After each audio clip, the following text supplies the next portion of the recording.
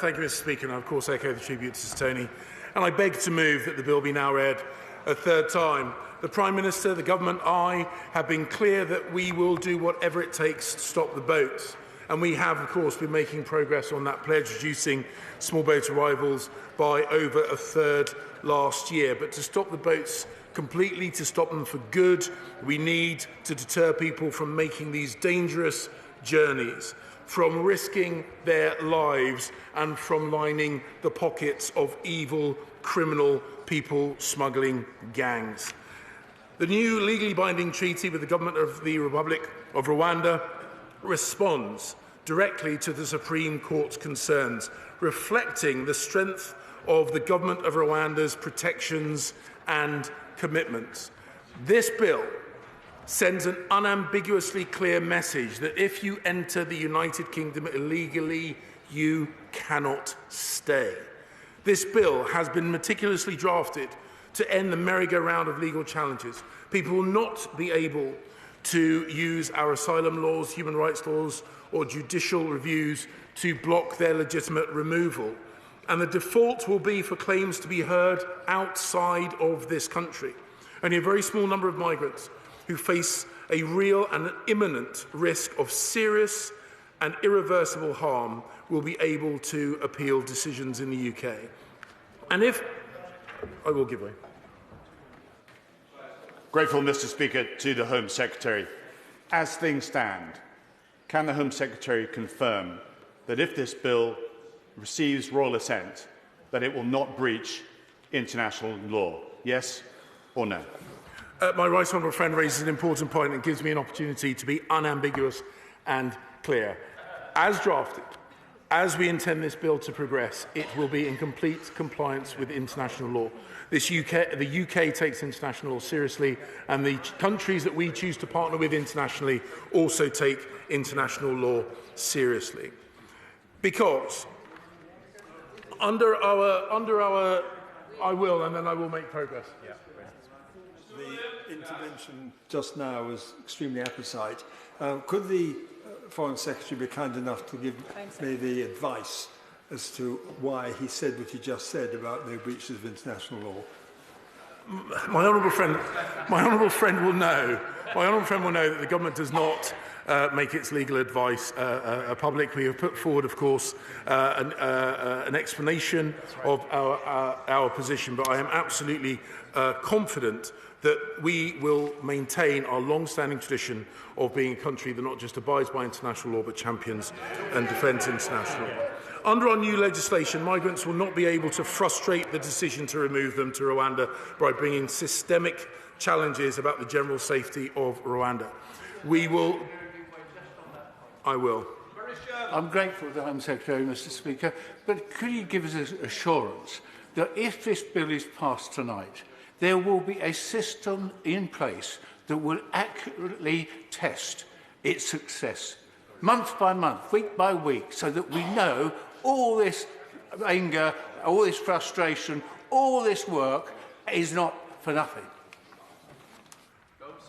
Mr. Speaker, I think honourable gentleman speaks certainly for a number of people in the House, maybe not too many people on his own benches, because it certainly sounds as if he wants this to work. And I know there are plenty of people across the other side of the House who have tried to frustrate our attempts to deal with illegal migration. But we will, of course, want to assess the success, because we want to be proud of the fact that this government, unlike the parties opposite, actually cares about strengthening our borders and defending ourselves against those evil people smugglers and their evil trade. I want to make it clear that we will disapply the avenues used by individuals that blocked the first flight to Rwanda, including asylum and human rights claims, because without that very, very narrow route to individual challenge, we would undermine the treaty that we have just signed with Rwanda and run the very serious risk of collapsing the scheme, and that must not be allowed to happen. But if people attempt to use this route simply as a delaying tactic, they will have their claim dismissed by the Home Office and they will be removed. The bill also ensures that it is for ministers and for ministers alone to decide whether to comply with the ECHR interim measures, because it is for the British people and the British people alone to decide who comes and who stays in this country. The Prime Minister said he would not have included that clause unless we were intending and prepared to use it, and that is very much the case. We will not let foreign courts prevent us from managing our own borders.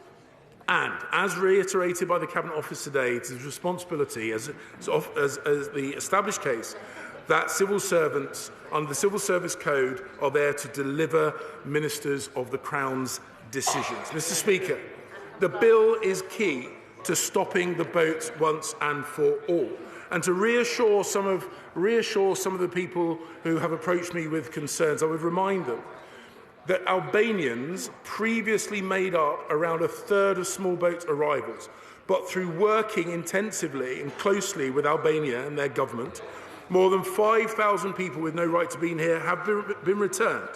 And the deterrent was powerful enough to drive down arrivals from Albania by over 90%. Strasbourg has not intervened. Flights from Rwanda have not been stopped, and the House should understand that this legislation, once passed, will go even further and be even stronger than the legislation that underpins Albania. We obviously support the Albania agreement, but will he confirm that only 5% of Albanians who've arrived in the country over the last few years on small boats have actually been returned or removed? What's happened to the other 95%?